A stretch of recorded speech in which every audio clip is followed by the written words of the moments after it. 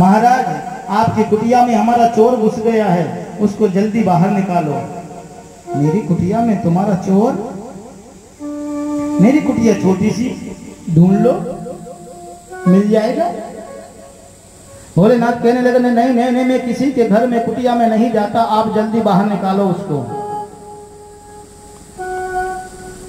व्यास जी ने जाकर के देखा, कोई दिखाई नहीं दिया।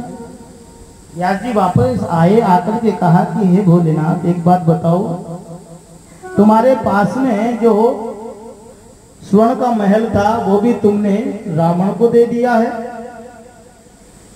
तुम्हारे पास में बचा क्या है इस कैलाश पर्वत पर जो किस वस्तु की तुम्हारी चोरी की है? अरे तुम तो ये कोई सोने चांदी से आदि श्रृंगार भी तो नहीं करते हो। हाँ, सब तो तुम्हारे गले में लटकते हैं और बिच्छुओं के कुंडल पहनते हो, अंग में भभूति रमाते हो, तुम्हारी कौन सी वस्तु की चोरी की? भोलेनाथ कहने लगे कोई ऐसी वस्तु चोरी नहीं की, तो श्रीमद् भागवत कथा अमृत का पान किया उसने, और वो छुप करके किया, इसलिए मैं उसको छोड़ूंगा नहीं, उसको समाप्त कर दूंगा।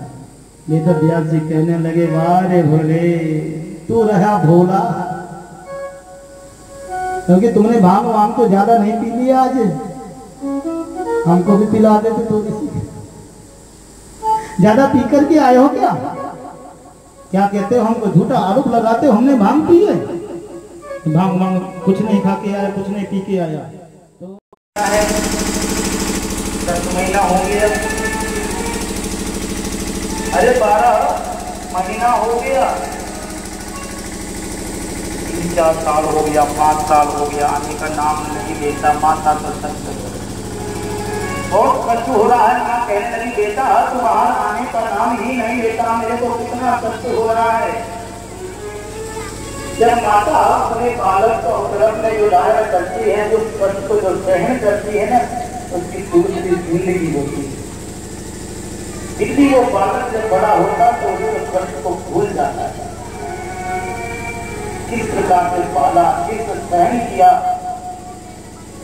सूखे में हमको सुलाया, गीले में खुद सोई, अपना मुक्ता और हमारे मुख में दिया, वो भूखी नहीं और हमको किसी भी प्रकार से भोजन करना, सब भूल जाता है। ये याद हमेशा रहना चाहिए। मातृ ऋण को हम कभी भी जीवन में चुका नहीं सकते, पितृ ऋण को चुका सकते लेकिन मातृ ऋण को कभी नहीं चुका सकते। देव ऋण, पितृ ऋण और मातृ ऋण, ये 3 ऋण है, इसको मातृ ऋण को कभी नहीं चुका सकते। इसलिए ध्यान में रखना चाहिए। और यहाँ पर सुखदेव स्वामी जो पेट में विराजमान है ना, माता कह रही बेटा बाहर निकल करके आओ, मुझे बहुत कष्ट हो रहा है। वेद व्यास जी से जाकर के कहा कि बहुत दिन व्यतीत हो गए, सालों बीत रहे हैं, ये बाहर निकल। ये मैं इस संसार रूपी जो है ना, इस संसार सागर में आना नहीं चाहता हूँ। अगर मैं इसमें आ गया तो मैं आपका भजन नहीं कर पाऊंगा। मुझे तो यही आनंद आ रहा है। कहा बेटा तुम्हारी माता को बहुत कष्ट हो रहा है, इसलिए आपको बाहर आना ही पड़ेगा। सुखदेव स्वामी कहते हैं कि नारायण से जाकर के कहो कि तुम्हारी माया मेरा कुछ भी नहीं बिगाड़ेगी, कोई असर नहीं करेगी, तब तो मैं बाहर आऊंगा, नहीं तो नहीं आऊंगा। क्योंकि व्यास जी तो व्यास भगवान है, उन्होंने फिर समाधि लगाई तो नारायण से वार्तालाप की। नारायण से कहा तुम्हें आ जाओ। नारायण भगवान आए, उन्होंने कहा कि बेटा चिंता मत कर, आप जल्दी से बाहर आ जाओ, मेरी माया का असर आपके ऊपर बिल्कुल भी नहीं होगा, ये आशीर्वाद मैं आपको देता हूँ। नारायण भगवान इस प्रकार से आशीर्वाद देकर के चले गए अपने धाम को। और यहाँ पर जैसे ही वो बालक हुआ, सुखरूपी बालक हुआ, सुखदेव महाराज जैसे ही प्रकट हुए, महाराज तो इस प्रकार से पाटकुली लगाकर के बैठ गए, अपने जैसे लगाकर के बैठ गए। और जैसे इधर उधर देखने लगे, वो तो महाराज उठकर के जंगल की ओर चल दिए। और उनके पिताश्री कह रहे हैं बेटा रुको, बेटा ठहरो, बेटा ठहरो, बेटा ठहरो, लेकिन बेटा सुनता ही नहीं। नंद धरंगे बाबा जी चले गए जंगल की ओर। अब पिताजी दौड़ रहे हैं, बच्चों ने उपदेश दिया, जंगल की ओर चला गया। वो साधारण व्यक्ति नहीं हो सकता, साधारण प्राणी नहीं हो सकता, वो साक्षात कोई देव ही रूप है। वापिस लौट करके आए और उनके मन में अनेक प्रकार की चिंताएं बलवती हो रही थी। और यहाँ पर भगवान के 24 अवतारों का वर्णन बड़ा सुंदर ढंग से बताया हुआ है। समय के अभाव के कारण उनका नाम स्पर्श करते हुए हम आगे कथा में प्रवेश श्री का ही अवतार है। और 18वां आदरणीय प्रभु श्री राम जी का अवतार है, जो मर्यादा पुरुषोत्तम नाम से हम उनको जानते हैं। और 19वां श्री बलराम जी का अवतार है, उनको हम शेषा अवतार भी कहा करते हैं। और 20वां मेरे कन्हैया का अवतार है, जो उनकी लीला हम चौथे दिन से उनका जन्म उत्सव के बाद में श्रवण करेंगे, बहुत आनंद आएगा। और 20वां मेरे कन्हैया का अवतार, 21वां हरि अवतार है, और 22वां हंस अवतार है, 23वां भगवान का बुद्ध अवतार है, और 24वां भगवान का कल्कि अवतार है, जो अभी हुआ नहीं।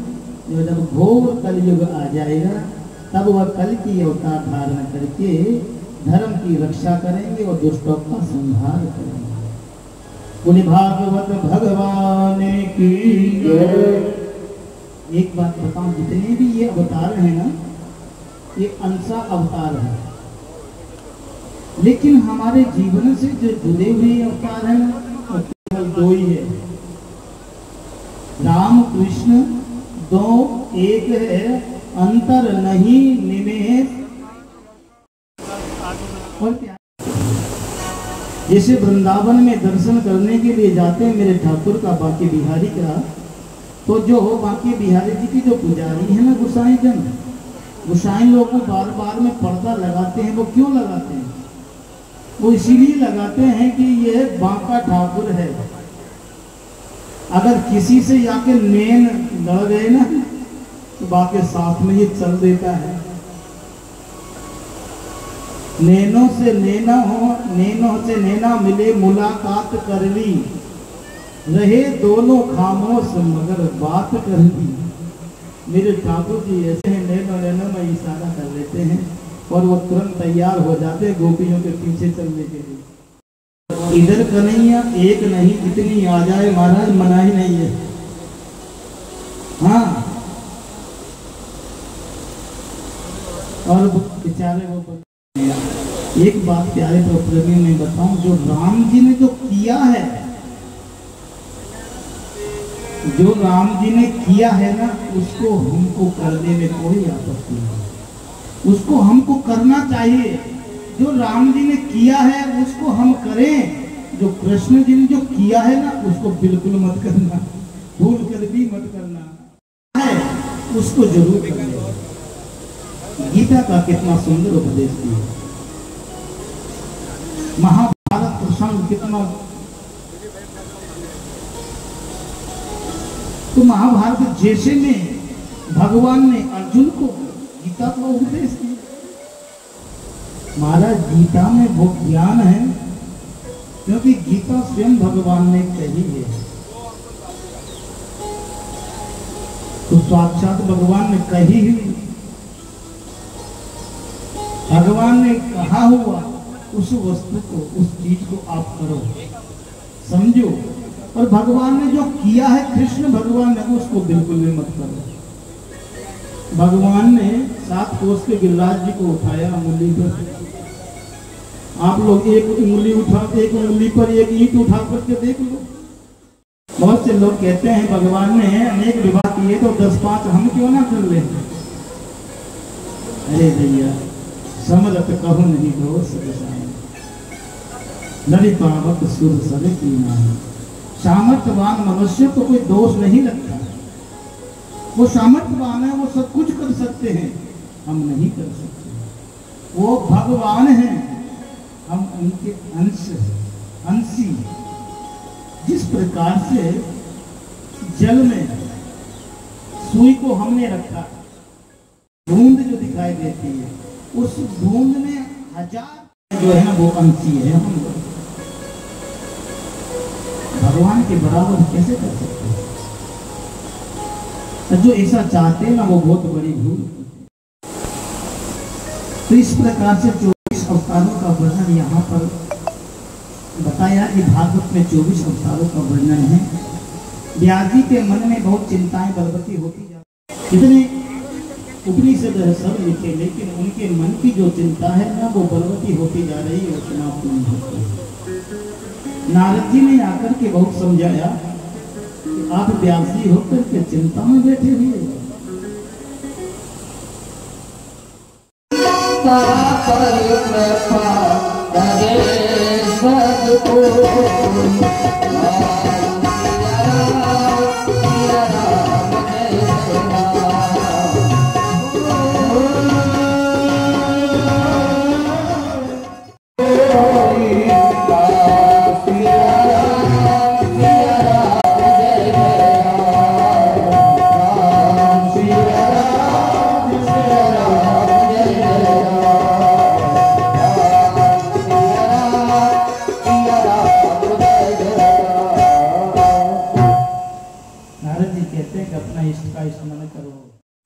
भगवान का भजन करो, क्या रखा है संसार में।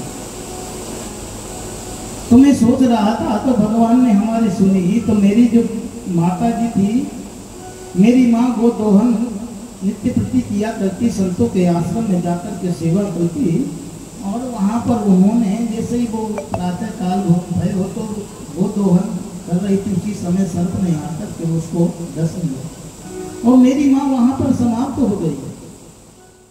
आंसू निकल रहा था और एक आंख से ठंडे आंसू निकल रहे थे। ये सब क्यों थी कि मेरी इच्छा थी, और दुख के आंसू गर्म होते हैं और सुख के आंसू जो होते हैं वो ठंडे होते हैं। जिस प्रकार से हमारा बालक विद्या अध्ययन करने के लिए जाता है और अच्छे नंबर से पास होता है, फर्स्ट नंबर से पास होता है, तो माता पिता के पास में आकर के ऐसा खड़ा होता, कहता पिताजी मैं फर्स्ट नंबर से पास हुआ हूँ, तो उसकी माता पिता के नेत्रों में से अश्रुधार बहने लगती है। आंसू है तो आंसू निकल जाते, वो खुशी के आंसू होते, तो दुख के आंसू नहीं होते, वो खुशी के आंसू। पूरी अपनी जीवन लीला उनको सुनाई, कथा लेखन प्रारंभ किया और नारद जी से कहने लगे कि देखो मैं इस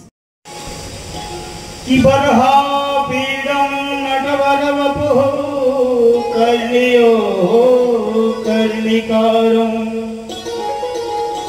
विप्रदवासः गणगकपिशं वेजयन्तीं च मालाम् विशद गीत कीर्ति। इस श्लोक का लिख करके दिया, इसमें मेरे भगवान का स्वरूप का वर्णन है। बरहा पीडम नटवर वपुः कर्णियो कर्णिकारम। कर्णियो कर्णिकारम का मतलब पता है? कर्णियो कर्णिकारम, एक कनीर का पुष्प है उनके पास में, और उसी पुष्प को कभी इस कान में लगाते हैं, कभी इस कान में लगाते हैं। कर्णियो एक वचन, कर्णियो कर्णिकारम बहुवचन पे आए, तो उसी को ही कभी इसमें लगाते हैं, कभी इसमें लगाते हैं। कर्णियो कर्णिकारम विप्रदवासः कनककपिशं वैजयन्तीं च मालाम्। वैजयंती माला का धारण किए हुए हैं। रंध्रान वेणु, अपने अधरो होष्टों पर वेणु रख कर निनाद कर रहे हैं। रंध्रान वेणु रधर सुधया पूरयन् गोपी वृंदे वृंदारण्यम सपद रमणम। वृंदावन में भ्रमण करते रहते हैं, बंसी बजाते रहते हैं। वृंदारण्यम सपद रमणम प्राग विशद गीत कीर्ति। मालूम है कि भगवान ने जब नहीं थी वो सारे कार्य को छोड़ करके बकनैया से मिलने के लिए दौड़ लगा दी। ऐसी बंसी का निनाद करते वृंदारण्यम सपद रमणम राग विशद गीत कीर्ति। इस श्लोक को सुना, सुखदेव स्वामी जी खड़े हुए, आने के लिए तैयार हुए। वेद व्यास जी के शिष्यों से कहने लगे कि और श्लोक सुनाओ, ये तो बहुत अच्छा है, बहुत प्यारा है। उन्होंने कहा कि हमको तो ये एक ही श्लोक पढ़ाया है, एक ही श्लोक याद है, लेकिन हमारे जो गुरुदेव है ना, उनके पास में तो ऐसे 18,000 श्लोक है, आप चलिए जाकर के श्रवण कीजिए। उन्होंने सोचा कि फिर मैं जाऊंगा तो फिर मैं फंस जाऊंगा, फिर नहीं आए। शिष्य लौट करके आए, व्यास जी से कहा कि गुरुदेव, वो खड़े हुए, वार्तालाप हुई और कह रहे थे और श्लोक सुनाओ, तो आपने तो हमको एक ही श्लोक दिया। एक और लिख करके देता हूं, इसको याद कर लो, जाकर के सुना देना। एक और श्लोक दिया वेद व्यास जी महाराज ने, बड़ा सुंदर श्लोक है। जो पूतना जिघांसया पाययदप्य साध्वी लेवे गतिं धातृचिता ततोऽन्यं कंबा दयालुं शरणं व्रजेम। जैसे ही भगवान की करुणा का जो ये श्लोक सुनाया, जैसे सुना कि अहो बकीयम स्तनकालकूटम, जो पूतना राक्षसी बालकों को मारने वाली हत्यारिन अपने स्तनों पर विष का लेपन करके आई मेरे कन्हैया को मारने के लिए, उसने अपनी मां, कन्हैया ने अपनी मां की गति उस पूतना को प्रदान की। अहो बकीयम स्तनकालकूटम जिघांसया पाययदप्य साध्वी लेवे गतिम धात्री, धात्री अपनी माता से कहते हैं, लेवे गतिम धातृचिता ततोन्यम कंबा दयालुम शरणम ब्रजेम। ऐसे दयालु भगवान श्री कृष्ण की शरण में तुम्हें अवश्य जाऊंगा। शिष्यों के पीछे पीछे आने लगे, दौड़ रहे हैं, आकर के व्यास जी के पास में बैठे और व्यास जी कहते हैं भागवत में, तो उन्होंने कहा कि देखो उसको बाहर ही खड़ा कर दो, जो भी आया उसको बाहर ही खड़ा कर दो, अंदर नहीं। 3 दिन व्यतीत हो गया, उस स्थान पर उसी स्थिति में खड़े हुए हैं। और तीसरे दिन जाकर के देखा कि अब उससे पूछो क्या बात है। शेख ने जाकर के कहा कि क्या बात है, कैसे आए हो, किस समय इस प्रकार से ऐसे आया। उन्होंने आकर के कहा कि उसके जो मुखमंडल है उसमें कुछ आकृति दिखाई दी तुम लोगों को? तो हमको तो कुछ भी नहीं दी, जिस प्रकार से आया है वैसा के वैसा ही खड़ा है और मुस्कुरा रहा है। उसको सम्मान के साथ अंदर लेकर के आओ। सम्मान के साथ अंदर लेकर के आए और सुंदर सुंदर नारियों के बीच में छोड़ दिया। कहने लगे कि इसने काम को जीता है कि नहीं, इसने काम को जीता है कि नहीं। काम की भी परीक्षा ली तो उसमें भी पास हो गया। जनक जी महाराज उनके चरणों में गिरे, प्रणाम करने लगे, आप जी मैं क्या परीक्षा ले सकता हूँ, आप तो साक्षात भगवान स्वरूप है, भगवत स्वरूप है, आप मुझे क्षमा करें। और उन्होंने लिख करके दे दिया कि ये फर्स्ट नंबर के पास हुए हैं। व्यास जी के महाराज जी के पास में जाकर के खड़े हुए और व्यास जी ने श्रीमद् भागवत कथा अध्ययन कराई और वहां अध्ययन करा करके वो फिर पुनः जंगल की ओर प्रस्थान कर गए। बोले सुखदेव जी महाराज की जय। क्या के बाद में बड़ा सुंदर मार्मिक प्रसंग महाभारत का आता है। प्यारे प्रभु प्रेमियों, महाभारत तो बहुत बड़ा है, कहते भूल जाते हैं आजकल। हाँ मित्र वर बताओ तो सही आप। वो कहने लगे कि पांडवों ने हमारी ये दुर्दशा की, हमारे जितने भी भाई थे ना कौरव वो सारे समाप्त कर दिए, केवल एक में बचा हुआ हूं, तो क्या चाहते हो? अच्छा समझ गया, अश्वत्थामा समझ गया। कहने लगा कि चिंता मत कर भैया, मैं सूर्य उदय बाद में होगा, पहले तुम्हारे जो दुश्मन है ना पांडव, मैं सारे यार आपको माला पहना है और आप कहीं भी फेंक दो, ऐसा बिल्कुल भी नहीं। बहुत बड़ा कष्ट उठाना पड़ सकता है, बहुत बड़ा, हल्के पानी में बहा दो या फिर अपने खेत में ही गड्ढा खोद करके गाड़ दो। तो प्रसादी माला जो गड्ढा खोद करके गाड़ोगे ना तो खेत में भी अच्छी उपज पैदा होगी। तो ये प्रसाद भागवत भगवान की कथा आरती के बाद में जो प्रसाद मिलता है, वो प्रसाद आप लोग अपनी तरफ से बंटवाना चाहती हो तो अवश्य कल से प्रारंभ कर देना। अभी समय बहुत है, अभी तो द्वितीय दिवस की तो कथा विश्राम की ओर है, अभी तो महाराज 5 दिन बचे हैं, चिंता मत करो। ये 2 दिन की कथा में थोड़ी सी नींद आती है, आनंद कम आता है, पर आनंद में आपको बहुत देता। क्यों? क्योंकि यहाँ पर मेरा मन कहता है मैं कथा ही सुनाऊं, फालतू चीज इधर उधर नहीं सुनाऊं। प्रयास उनके लिए आसन दीजिए और आसन पर बिठाइए। देखो 1 मिनट की कथा भी है, सुखदेव स्वामी आ रहे हैं। जैसे सुखदेव स्वामी जी आए और आकर के सिंहासन पर बिठाया, जो राजा परीक्षित है ना, उन्होंने सोचा कि आज तो हमारा भाग्य उदय हो गया है, आज तो सूरज पश्चिम से निकला है। राजा परीक्षित जी खड़े हुए और खड़े होकर के सुखदेव स्वामी का पूजन किया है।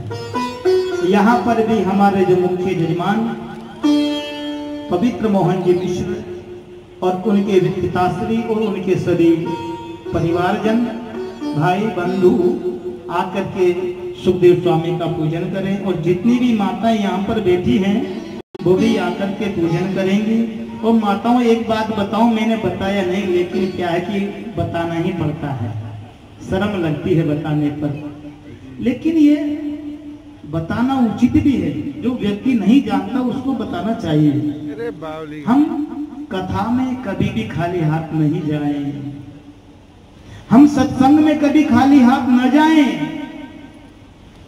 अपने पीहर में भी कभी खाली हाथ न जाएं, अपने ससुराल में भी कभी भी खाली हाथ न जाएं, अपने मित्र के यहाँ पर भी अगर मिलने के लिए जाते हो तो खाली हाथ कभी न जाएं। अगर तुम्हारा मित्र हॉस्पिटल में पड़ा है, उससे मिलने के लिए जा रहे हो तो खाली हाथ मत जाना, फल फ्रूट भी लेकर के मत जाना। मैं तो मेरे अपने हिसाब से कह रहा हूँ, वहां पर कोई लिफाफा लेकर के जाना, उसको दे देना, उससे दवाई गोली जो भी आएगी वो लेगा, स्वस्थ हो जाएगा तो तुम्हें बहुत बड़ा आशीर्वाद मिलेगा, सहयोग हो जाएगा उसका। ओ हरि की कथा सुनाने वाले, प्रभु का नाम बताने वाले, तुमको लाखों प्रणाम, तुमको लाखों प्रणाम। जय हो।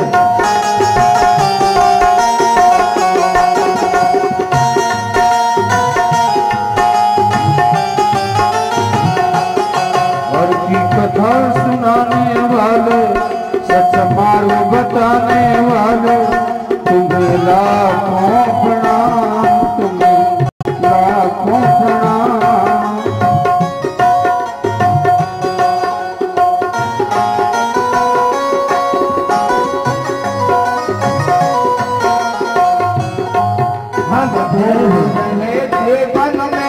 बल को बैठे थे तन में, हम भूल रहे थे बल में, बल को बैठे थे तन में, हम भूल रहे थे बल में, बल को बैठे थे तन में।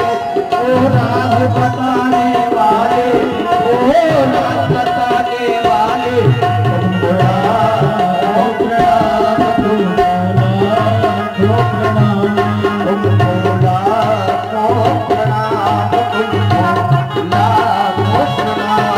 हर की कथा सुनाने वाले, सच्ची बात बताने वाले, तुम्हें लाखों प्रणाम, तुम्हें लाखों प्रणाम। जय हो।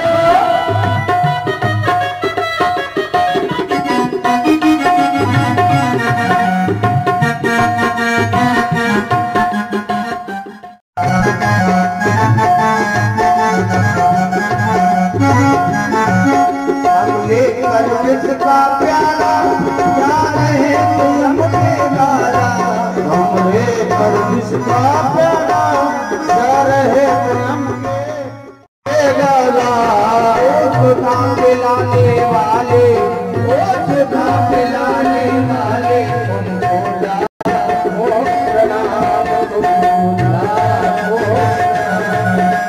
सुधा पिलाने वाले वो सुधा पिलाने वाले लाखों प्रणाम तुम्हें लाखों प्रणाम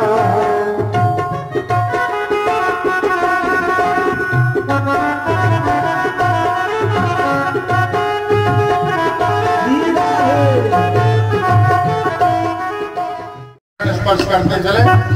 सुखदेव जी महाराज विराजे आपके सामने। दान दक्षिणा नहीं होगा, स्पर्श करके चले।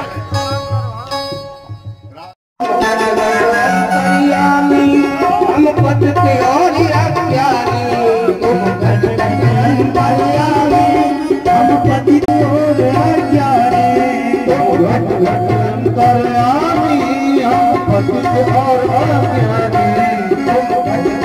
अंतर्यामी हम पद के और अज्ञानी तो मिलाने वाले वो मिलाने वाले भोला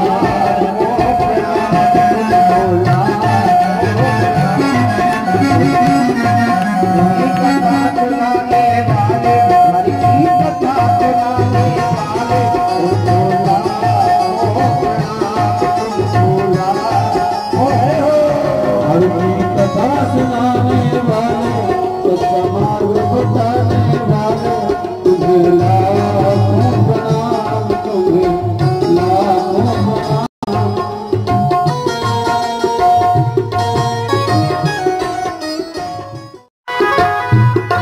हम पार तेरा क्या पावे बस शीश झुका यही गावे हम पार तेरा क्या पावे बस शीश झुका यही गावे हम पार तेरा क्या पावे बस शीश झुका यही गावे पार तेरा क्या पावे हम शीश झुका के गावे ओ गोविंद मिलाने वाले ओ प्रेम लुटाने वाले ओ गोविंद मिलाने वाले ओ भोला ओ प्रणाम भोला ओ प्रणाम हरि कथा सुनाने वाले ओ भोला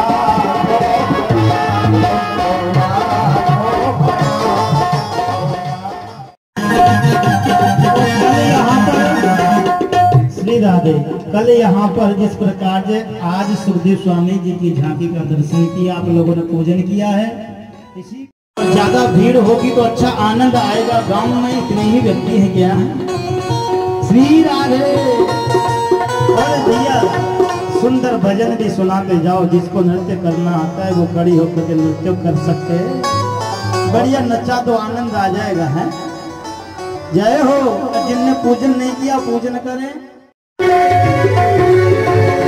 प्यार हो जाएगा प्यार हो जाएगा प्यार हो जाएगा प्यार हो जाएगा प्यार भगवान को मिलाने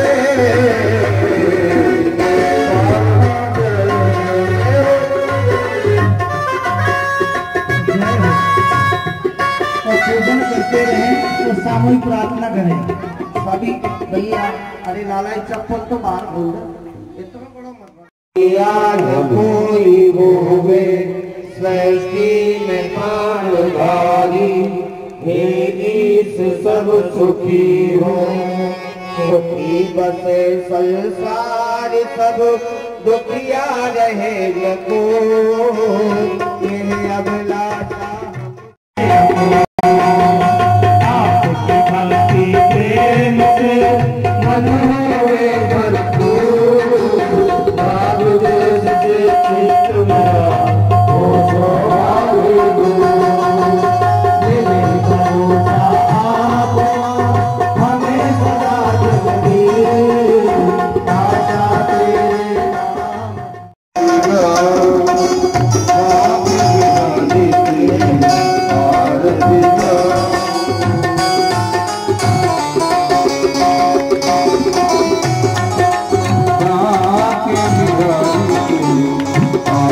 Thank you.